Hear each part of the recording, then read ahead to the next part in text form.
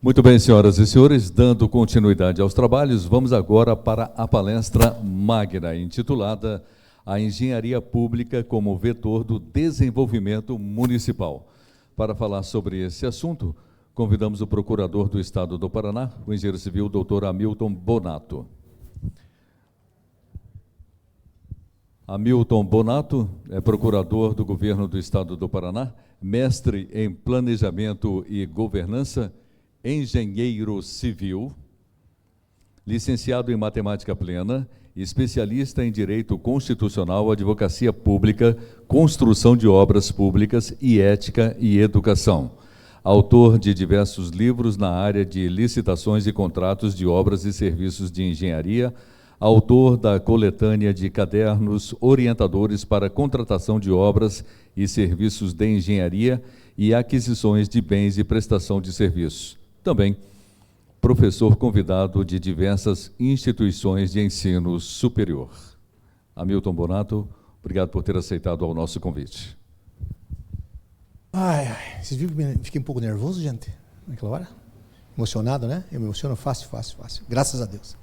Ali estava falando um pouquinho com a Rosane Scarpim, ela falou assim, eu falei, pô, vai falar com esse pessoal, sempre dá um tremeliquezinho na gente, sabe? Mas o senhor, com toda essa experiência, nossa, falei, graças a Deus ainda dá, até pela alegria que a gente tem, pela responsabilidade que a gente tem de conversar, e hoje um tema tão importante, e até diferente das demais palestras que eu vou dar para vocês, vou dar 3 palestras para vocês, como diz Zagal, vocês vão ter que me engolir, né? Tá? Mas lógico, eu espero que não arranhe a garganta, a gente engula mais facilmente. E as outras 2 palestras são mais jurídicas, técnicas, né? Mas aquelas questões que o engenheiro, a engenheira deve saber a respeito do que diz as legislações a respeito disso. Mas hoje eu vou falar sobre engenharia pública como um vetor de desenvolvimento municipal. Esse é o tema que me deram a honra de falar para vocês, porque eu acho muito importante. Acho importante porque a engenharia ela tem que ocupar o lugar que é dela. E, por vezes, ela não ocupa. Aliás, às vezes, nem o CREA ocupa o lugar tão grande que ele tem na sociedade.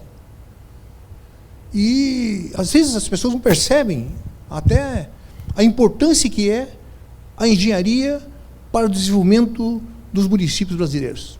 E também para o Estado, também para a União. Desenvolvimento como global, a importância que é.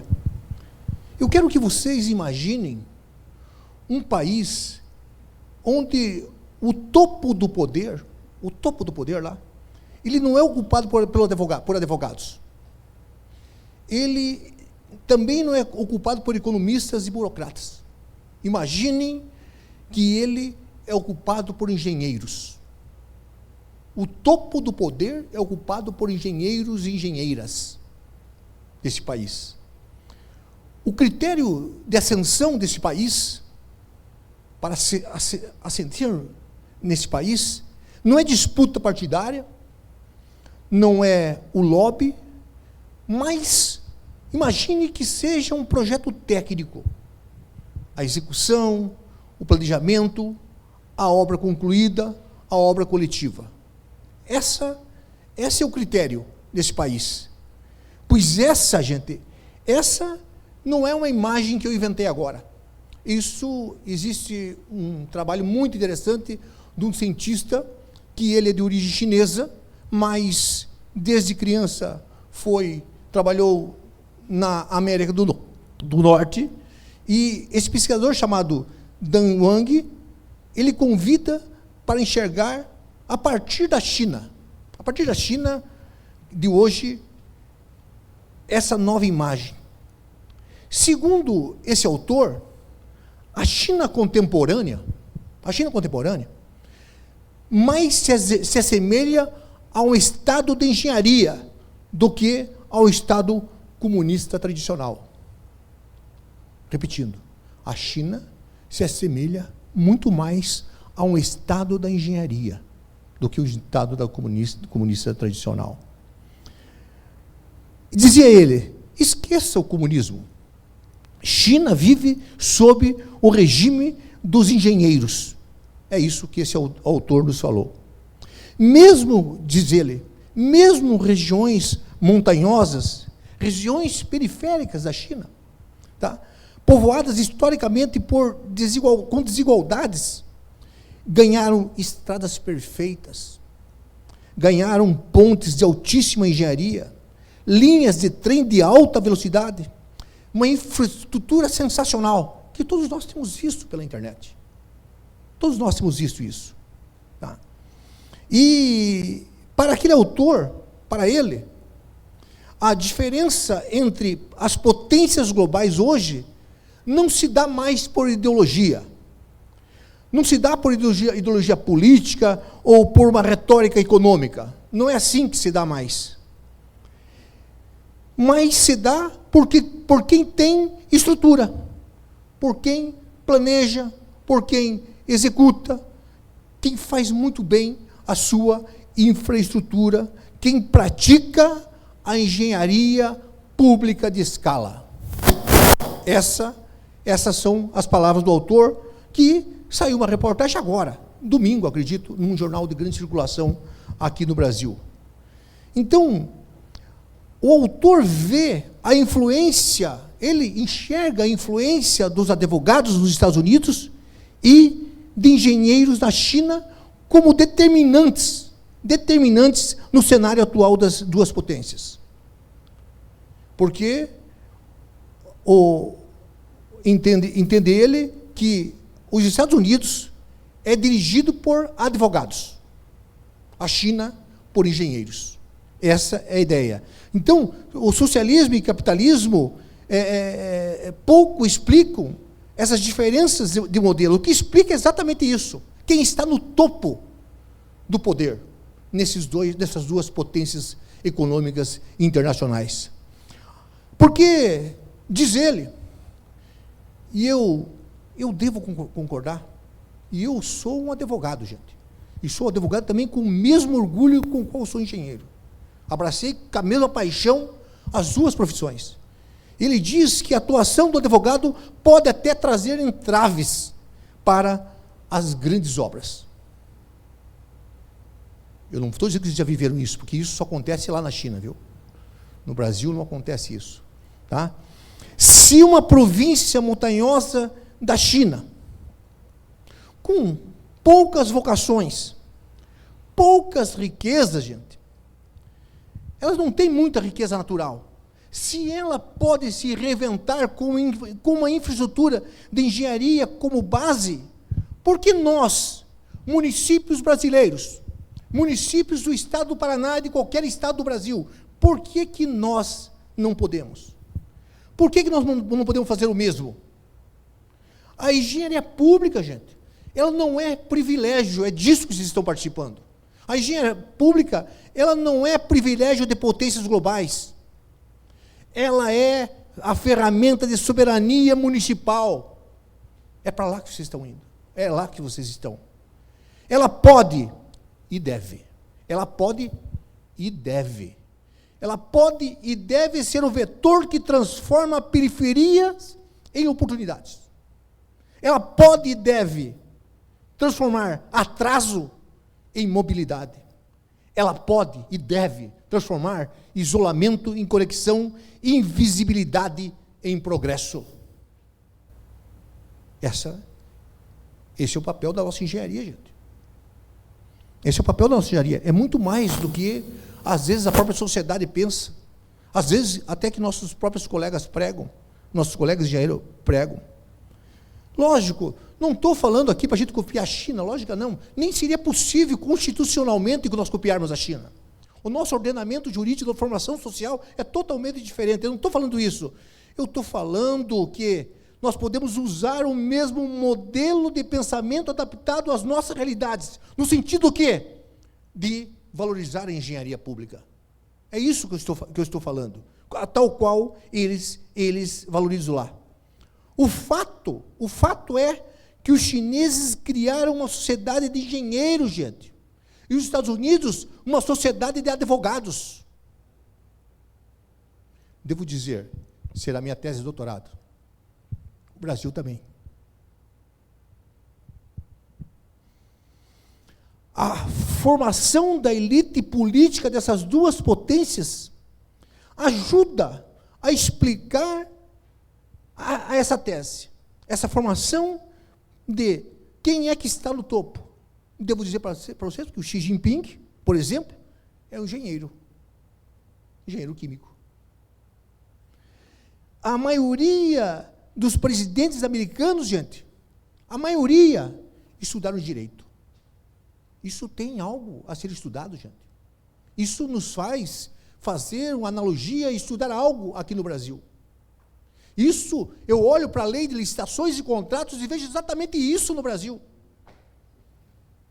Escrevi um artigo agora, recentemente publiquei num livro agora, dizendo a importância que é o diálogo entre a engenharia pública e a advocacia pública. Porque se não houver esse diálogo, nós vamos fazer obras públicas como faziam há 50 anos atrás, do mesmo jeito. Nós vamos continuar tendo a Lei 14.133, que é a nova lei de licitações, aplicando nela, igualzinho nós fazíamos na 8666, sem levar nada de novo. No Paraná já temos algumas notícias, alguns exemplos muito interessantes com essa visão diferente. Devo dizer, porque quem foi discutir uma modalidade nova, devo dizer, me desculpe, foi um engenheiro, o procurador era um engenheiro. Senão, a resposta, infelizmente, é resistência. Se eu não sei, eu digo não. Essa é a resposta. E o meu CPF? E a minha OAB?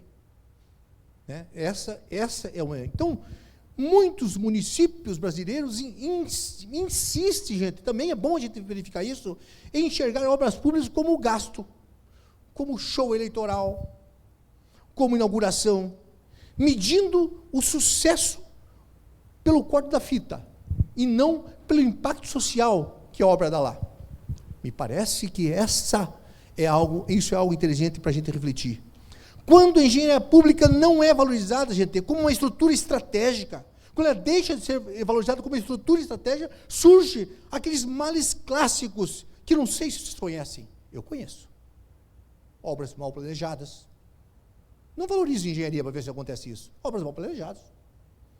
Você vai encontrar o quê? Falhas estruturais, desperdício, manutenção inexistente e, sobretudo, ausência de desenvolvimento real. Isso você vai encontrar. A engenharia deixa de ser vetor e vira uma ruína de expectativa, gente, quando a engenharia pública não é valorizada. Minha proposta hoje é simples, nessa conversa que nós teremos aqui nesses minutos, mas é ambiciosa. É simples, mas é ambiciosa. Fazer da engenharia pública o vetor central do desenvolvimento municipal. Me parece que essa é a visão do CREA, dessa vez. É isso que eu estou sentindo, conversando com os colegas do CREA, ouvindo o CREA. Eu estou sentindo que me parece, nós estamos diante de uma oportunidade de fazer com que nós sejamos, vocês engenheiros, hoje eu não exercendo essa função, você ser vetor central do desenvolvimento do município que você está. Lógico que eu vou explicar aos poucos o que significa isso. Mas isso não se dá apenas como técnica, mas se dá como política. Política de planejamento, como instrumento de cidadania, como legado. Deixar legado. Por onde você passar, deixar legado. Ao longo dessa nossa palestra, nossa conversa, eu vou tentar demonstrar que essa tese se sustenta nas várias dimensões. Não é só na dimensão tecnológica, não é só na dimensão técnica, mas na dimensão econômica, na dimensão social, na dimensão ambiental, na dimensão territorial e também na tecnológica. E cada engenheiro, cada engenheira presente, vocês que estão aqui, podem ser parte ativa desse vetor. É isso que eu entendo. Eu convido, então, à reflexão. Ao sair daqui, ou ao voltar lá para o município que você está trabalhando, ao seu canteiro, ao seu escritório, à sua rotina, pergunte a você mesmo. Pergunte se a obra que você projetou, que você contratou, que você fiscalizou, que você planejou, ela é apenas concreto nas mãos? Ela é apenas material? Ou ela vai virar mobilidade, dignidade, oportunidade, virar futuro? Porque, gente, obras desaparecem, se esquecem das obras. Só o seguinte, a vida que é transformada, essa não se esquece, essa permanece. Me parece que o papel do engenheiro passa por aí, transformar vidas. E é isso que diferencia o engenheiro comum do engenheiro público de verdade. O engenheiro comum, ele faz obras de concreto. O engenheiro público de verdade, ele não. Ele faz mais. Ele transforma vidas. Essa, me parece que é a missão de todos nós. E aí se pergunta, a partir disso, por que algumas pessoas, algumas empresas, alguns líderes inspiram mais do que os outros? Por que que alguns engenheiros públicos inspiram mais do que os outros? Por que uns são admirados por serem inspiradores e outros não? Por que alguns deixam legados e outros apenas passam? Por que alguns transformam realidades e outros apenas executam tarefas? Essa pergunta a gente tem que fazer para nós mesmos. Tem um pensador, gosto muito desse termo, acho que muitos de vocês já ouviram falar, do Simon Sinek, em inglês.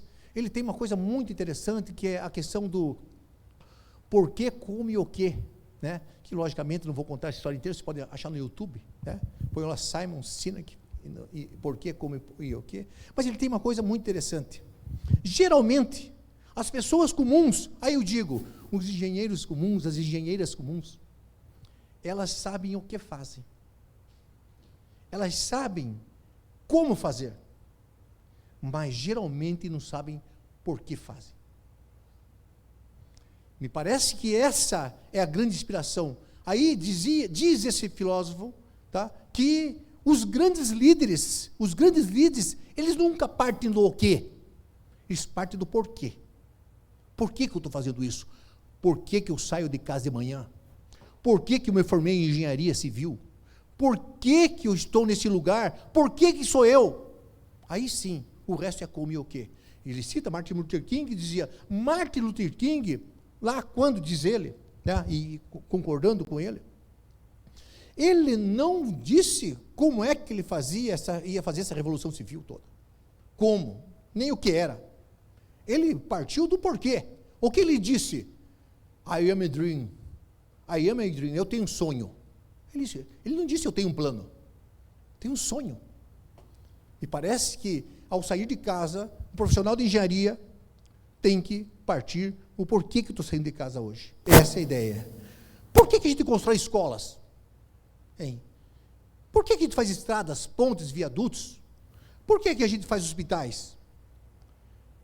Por que fazemos obras portuárias? A gente faz obra portuária, gente, ou aeroportuárias. Fazer a obra em si é como. A obra é o quê? Fazer é o como fazer. Mas nós fazemos obras portuárias e também obras rodoviárias, ferroviárias, para quê? Para unir povos. Isso que traduz o porquê. Quando a gente faz uma obra de drenagem, tá? É o que e como. Agora, para quê? Por que que você faz uma obra de drenagem? Porque você quer proteger a população de enchentes. Isso traduz o porquê. Aí, por que que você faz praça ou parques? Por quê? Para o encontro, para a reflexão, para a conversa, para o respiro. É para isso que se faz. Esse é o porquê. Para as pessoas se sentirem bem na cidade. Para que que a gente faz um hospital? Pensando na saúde das pessoas. Para isso, para o bem-estar da comunidade. A razão de uma organização, a razão de uma profissão como é da engenharia civil, não pode estar no que ela faz, nem como ela faz. A razão de uma profissão como a engenharia civil tem que estar no porquê que ela faz. É isso que nós temos que pensar. Parece que isso é um discurso. Mas isso, gente, isso é traduzir a vida da gente, é transformar a vida da gente, do engenheiro. É muito melhor a gente sair de casa sabendo o porquê que nós estamos fazendo isso, quem que nós estamos beneficiando, do que como e o quê. Isso nós aprendemos, isso está nos livros. O verdadeiro valor da engenharia pública está na obra invisível, naquilo que antecede a matéria.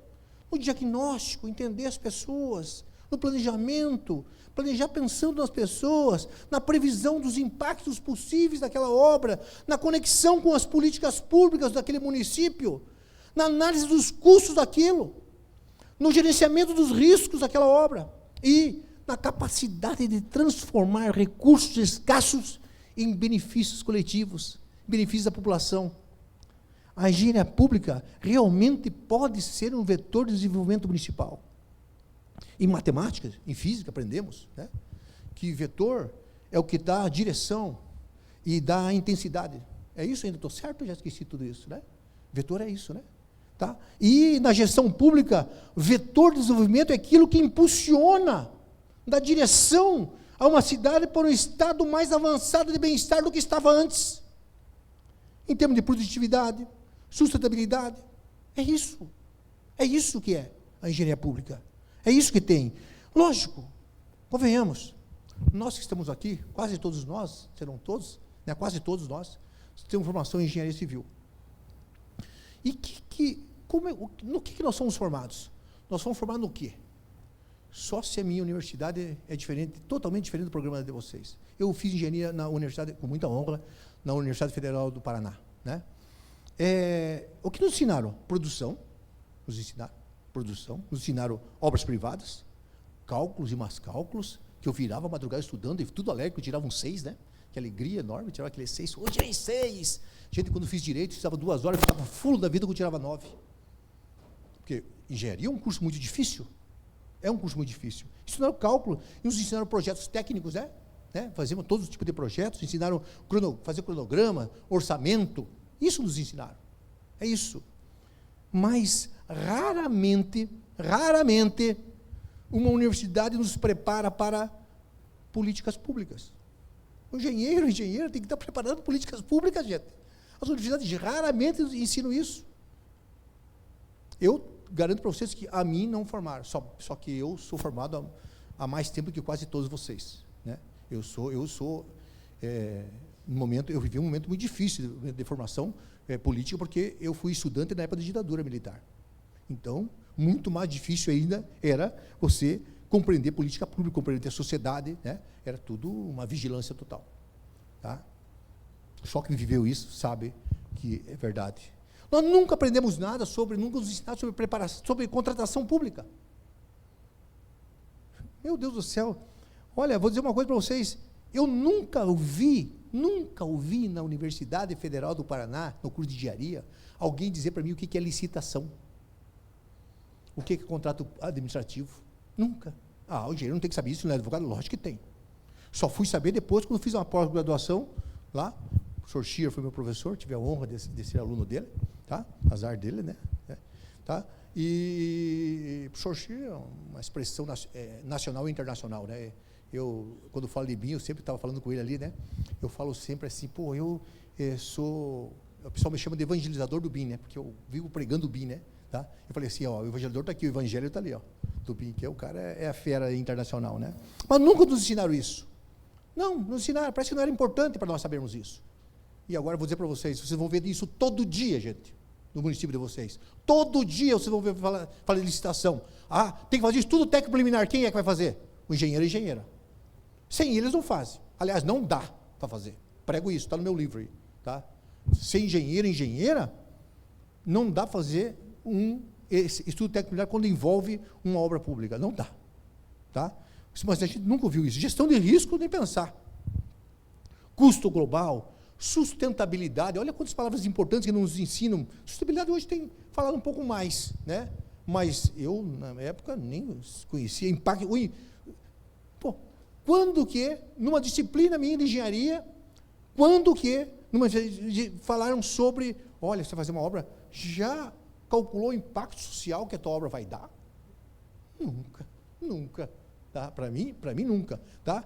Sobre perenidade do patrimônio público, a importância que é uma obra importante, uma obra bem feita, porque é perene o patrimônio público, ele demora muito mais a ser demolido, né?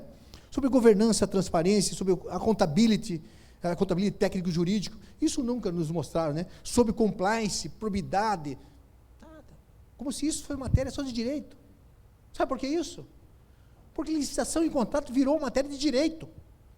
E quando é obra, licitação e contrato é matéria de engenharia e arquitetura. Não é só de direito. Direito é o apoio. Mas o que eu vejo é isso. Eu vejo é isso. Tá? Por isso que não se criam modelagens novas. Por quê?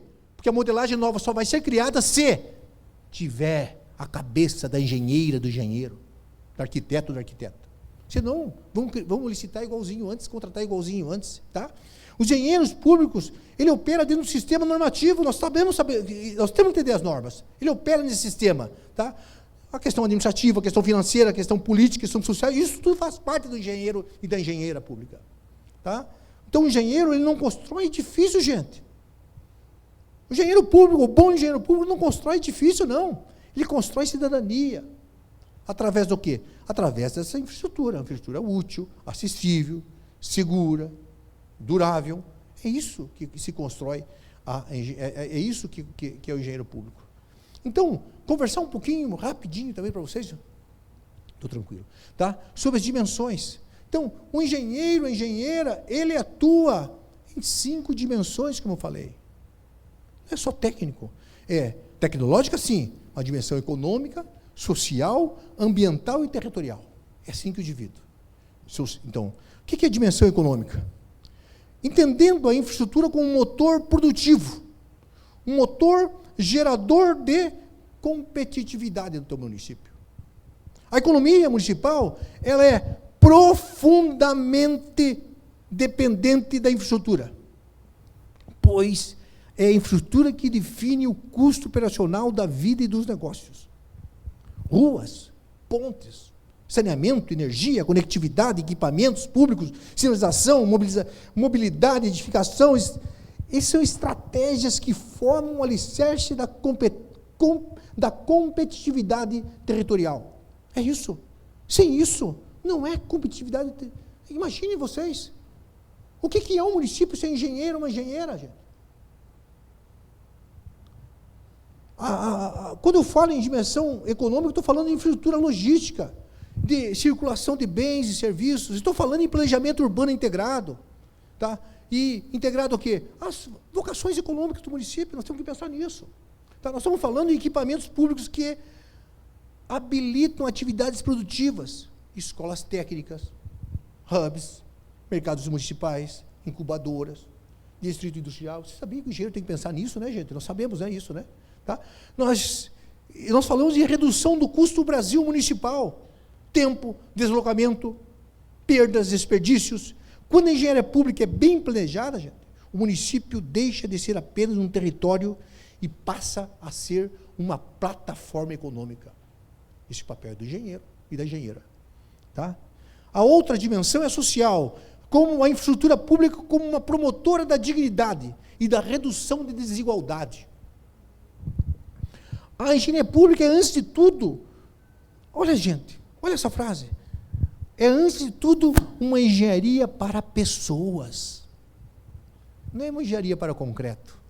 Nossa engenharia, nós estamos nos orgulhar disso, é uma engenharia para pessoas. E sua eficiência não deve ser medida pelo volume de concreto, não, mas pelo volume de vidas beneficiadas com dignidade. É assim que a gente tem que avaliar a carreira da gente. Escolas projetadas para aprendizagem, para conforto, para inclusão, postos de saúde dimensionados para a demanda real, para acesso universal à saúde, espaços públicos de convivência, cultura, lazer, esporte, entrosamento entre as pessoas, acessibilidade universal como premissa, não como aditivo qualquer, mas uma premissa para dar a oportunidade para todos, para todas. E mobilidade urbana de caminhabilidade, transporte público, ciclovias. Então, infraestrutura não é luxo, é política pública materializada. Infraestrutura é política pública materializada. E isso quem faz são engenheiros e engenheiras, quem fará são vocês. E dimensão ambiental fala em sustentabilidade, resiliência, preservação do patrimônio natural. O desenvolvimento municipal é incompatível com a degradação. Como é que desenvolver o município com degradação? É incompatível porque o território é o próprio ativo do município. Como é que você vai destruir o teu ativo? Como é que você vai matar a tua galinha de ovos de ouro? A engenharia pública sustentável significa o quê? Produzir infraestrutura que não destrói a base ecológica. Isso, infraestrutura que garante o futuro. Sistema de drenagem com soluções baseadas na natureza, assentamentos resilientes, e planejamento de risco climático. Aliás, estamos vendo o quanto isso é importante. Só nós sabemos o que nós trabalhamos nesses últimos dias em função do triste evento que houve aqui no estado do Paraná. Só nós sabemos quantos o setor de engenharia, tá? Inclusive o CREA, tá? e muito CREA, mas setor de engenharia e também a advocacia pública, trabalhamos muito. Tive que resolver esse problema de uma maneira que nunca ninguém tinha resolvido. Economia de recursos naturais, energia, água, materiais, saneamento universal, como prioridade, gestão correta dos resíduos. Então, não existe município desenvolvido com rios mortos, com solo saturado, com céu poluído, com drenagem colapsada. Não existe. Não existe. Isso não é desenvolvimento. Tá? E a dimensão territorial, quando eu falo em dimensão territorial, estou falando de ordenação, conectividade, racionalidade espacial. O território do município é o seu palco de desenvolvimento. E a engenharia pública é um instrumento que lhe dá forma ao território, dá função ao território, dá segurança ao território. Tá? O crescimento desordenado gera custos que são irreversíveis. Planejamento territorial reduz riscos, desigualdades de dimensão improdutiva. Nisso, eu sempre falo isso, e tenho que falar aqui também, junto com o CREA, a importância que é o diálogo também entre engenharia e urbanista, não há dúvida nenhuma. Tá? O arquiteto urbanista, né? Tá? Então, o planejamento urbano é baseado em evidências. É nisso que ele tem que usar, não impressões. Tá? Nós planejar em evidência. Eu estou agora vivendo um momento que eu estou acompanhando de longe, né? O município que eu nasci, né, está aqui pensando em alterar o plano diretor, porque existem muitas pressões. O que é alterar o plano diretor para eles? Alterar a lei do uso do solo para poder ter mais gabarito. Isso é planejar a partir de pressões. Triste, porque o plano diretor original, que, por coincidência, eu coordenei a questão jurídica daquele plano diretor geral, aliás, ganhou um prêmio do CREA, do CONFEA, esse plano diretor, recebeu lá em Brasília. Ele via todas essas questões.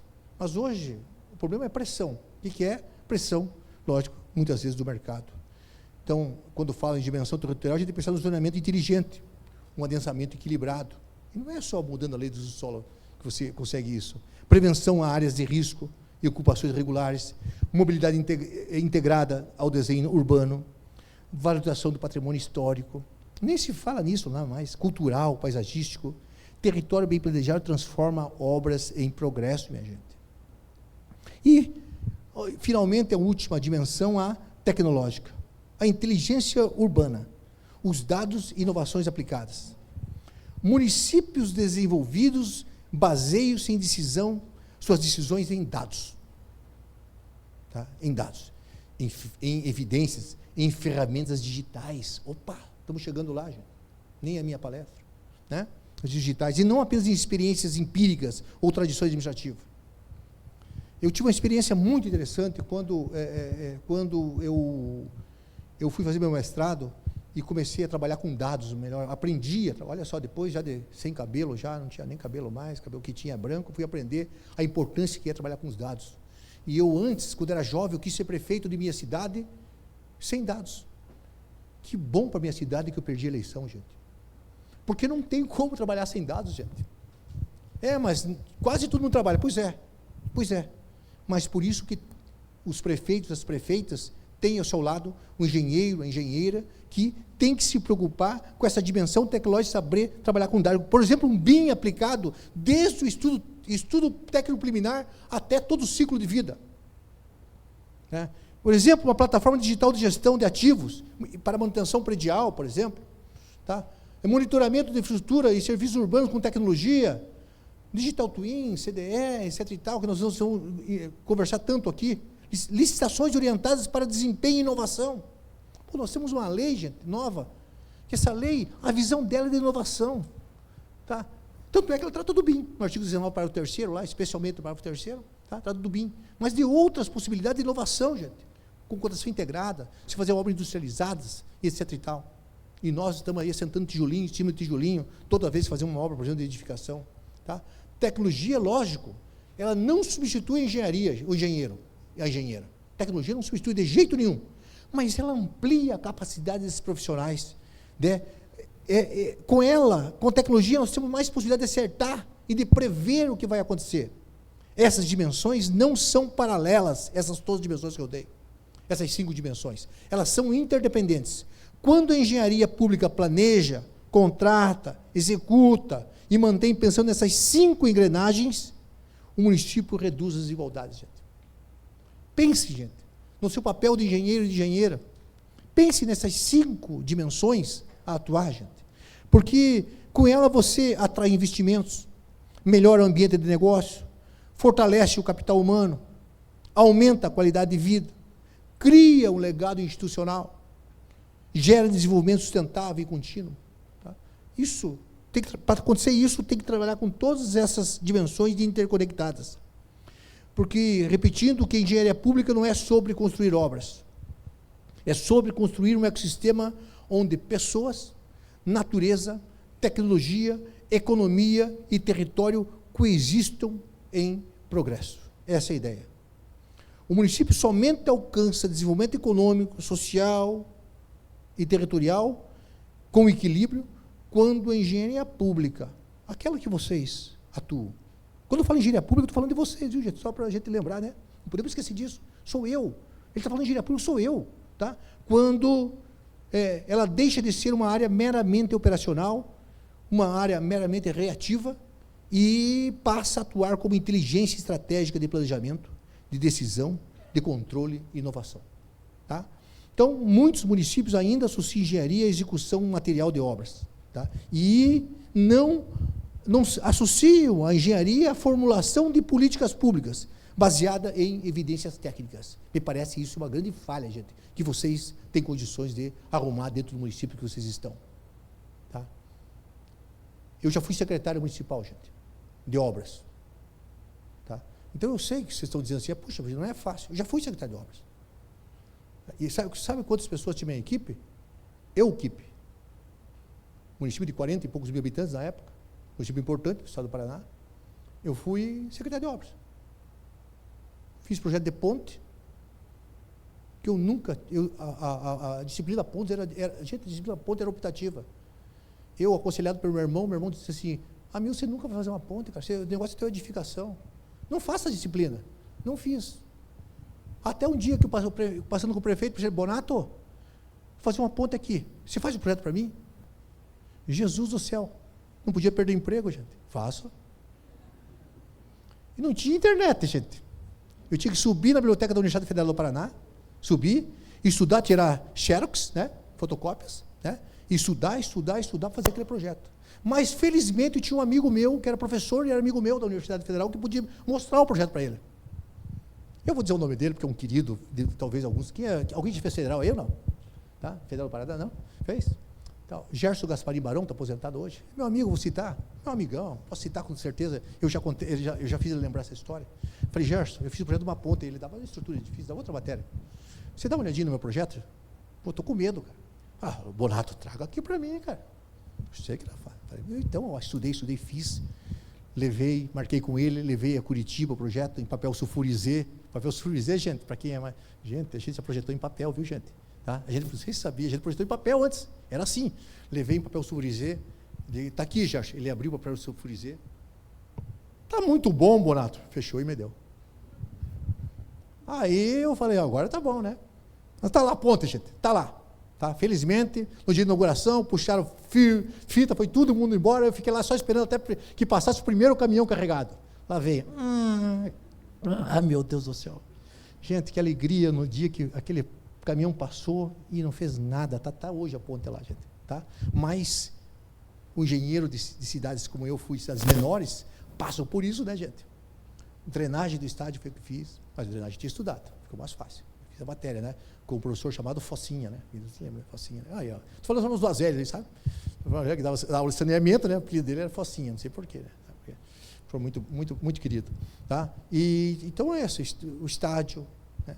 A praça, aquela praça, aquela cidade, que eu não falei o nome da cidade, né? Fui eu que fiz. Né? Tinha que fazer isso. Não tinha um arquiteto. Eu jamais faria se houvesse um urbanista, lógico que não. Mas não tinha, né? Que não tem cão, caça com gato. Eu sei que não é fácil. Sei que não é fácil, mas é possível. Eu sei que deixei legado. Tá? Esse eu quero que vocês digam um dia. Tá? E eu, quase finalizando aí, gente, umas premissas que eu acho, algumas premissas estruturantes, gente. Estruturantes. Primeiro, a infraestrutura pública é o principal capital fixo municipal.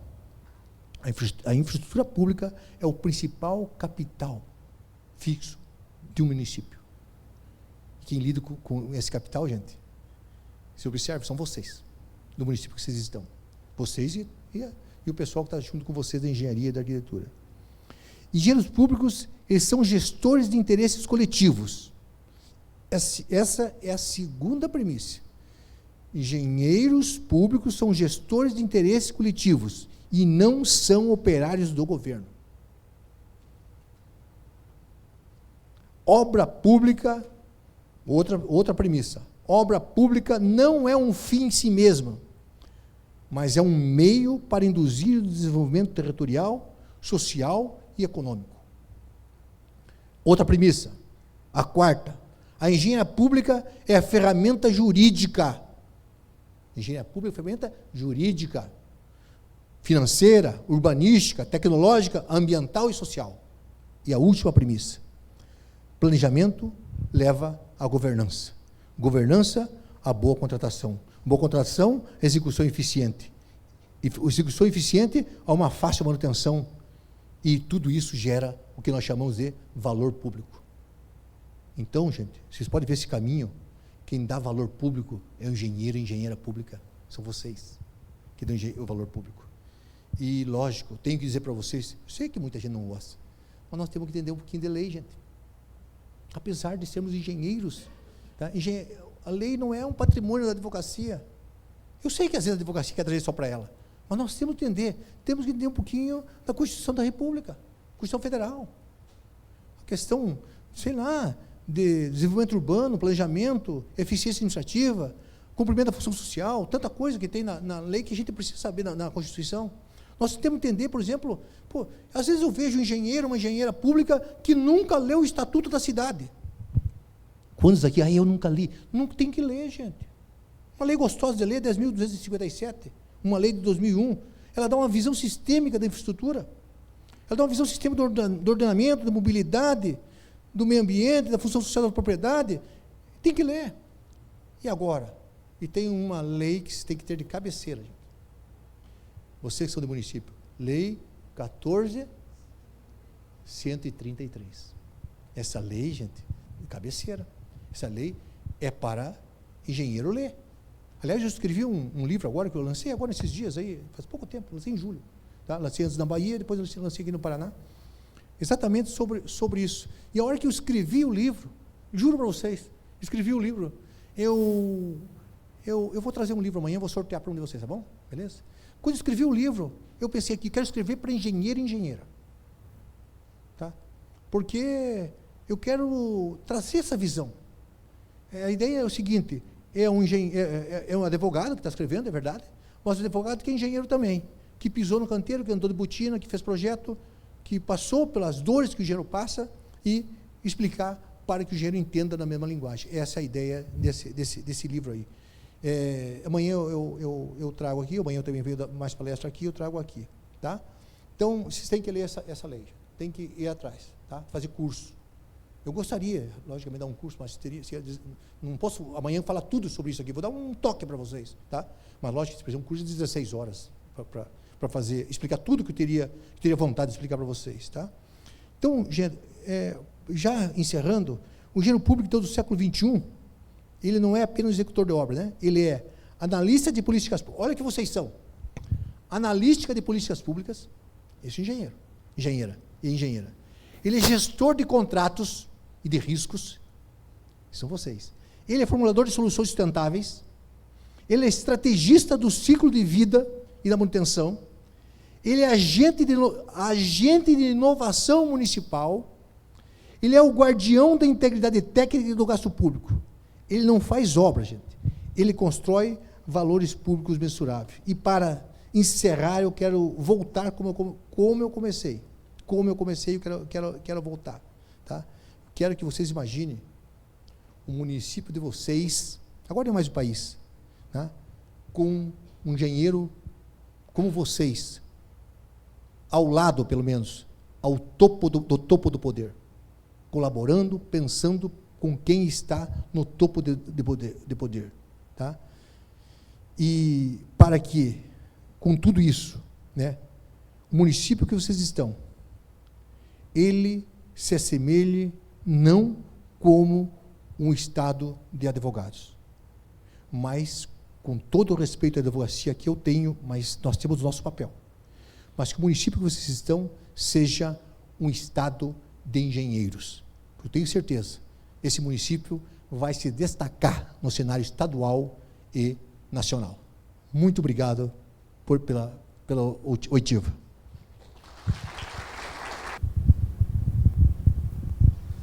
Hamilton, eu sou meio... Seria difícil fazer uma pergunta para você, porque eu te conheço bastante, e hoje você fez uma grande analogia com os países que mais se desenvolvem no mundo. E você termina agora provocando os nossos profissionais para que eles se transformem nos engenheiros que a gente precisa. A pergunta básica para você é o seguinte: a gente tem hoje prefeitos que não têm essa visão e têm uma visão distorcida daquilo que a gente deve fazer. Qual é a orientação que você daria para os nossos profissionais, principalmente para esses profissionais que estão começando agora, que são formados de 0 a 3 anos, para que eles se destaquem efetivamente, para que eles, naquilo que a gente pretende no programa Mais Engenharia, uma das nossas funções é fazer com que esses profissionais fiquem nessas cidades, para que eles façam o que você falou. Qual é a dica que você dá para que eles enfrentem os prefeitos que às vezes não têm essa visão? Como é que isso pode acontecer de uma forma mais direta, mais profissional? Eu acho que, em primeiro lugar, enfrentar, acho que não é uma palavra melhor, sabe? Eu acho que nós não devemos enfrentar. Em primeiro lugar, nós estamos diante de uma pessoa que foi eleita democraticamente e nós temos que respeitar isso. Nós estamos diante, às vezes, de uma pessoa que muitas vezes não tem a mesma formação do que a gente, e nós temos que respeitar isso. Mas eles foram eleitos, então isso lhes dá uma legitimidade sensacional. Tá? Mas todo político é próprio da política, e não estou dizendo que isso é defeito, não. Busca resultado. Me parece que a grande saída que nós temos é a partir daquelas 5 dimensões que eu falei. Tá? Você entender bem essas 5 dimensões e, cada vez que você fizer alguma coisa, buscar mostrar a esse prefeito os resultados sobre essas 5 dimensões. Tá? Me parece convencê-lo. Depois que você se convencer, se você não convencer, não adianta não convencer ninguém. Depois que você se convencer, mostrar ao prefeito, tá, o resultado do teu trabalho. Porque quanto mais resultado você mostrar, lógico, mais você vai trabalhar. Você sabe muito bem disso. Né? Que quem não trabalha, não adianta. Só quem produz é que trabalha. Nem dão missão. Eu, esse dia, estava falando com uma engenheira, eu fui dar um curso em Salvador, agora, semana passada. Ela falou, tudo empurra para mim. Por quê? Porque quem faz mais. Lógico, ninguém procura quem não faz. Tá? Mas só o seguinte, o resultado vem, gente, com isso. Se você fizer isso, se você colocar, cada vez mostrar que realmente o teu trabalho vale a pena para ele também, tá? Para ele também, por quê? Porque você conseguiu atingir algo maior, mostre o teu porquê e mostre para ele, olha lá, eu fiz por causa disso, isso deu certo. Eu acho que esse é o caminho, sabe? Sempre lembrar que nós estamos tratando com alguém que tem uma mentalidade, não estou dizendo que a mentalidade é ruim, é errada, mas tem uma mentalidade diferente. O porquê dele pode ser diferente do teu porquê. Então, isso tem que pegar e transformar o teu porquê também no porquê dele. Para que ele, tá, ele queira que você continue, que você tenha liberdade, continue para crescer mais. Eu tenho certeza, muita gente que está aqui nesse programa vai ficar nesse município o resto da vida, gente. Se você fizer isso, nunca mais vão te largar. Essa menina que está falando, essa engenheira, uma engenheira que está falando, ela já está 4, menina, porque eu sou mais velho, né? Ela já está 4 gestões. E, inclusive, adversários mantiveram ela. Tá? Então, quando você consegue demonstrar o teu porquê, as pessoas se apaixonam pelo teu porquê. Você tem que fazer com o teu porquê, seja o porquê também dessas pessoas. Assim que eu vejo.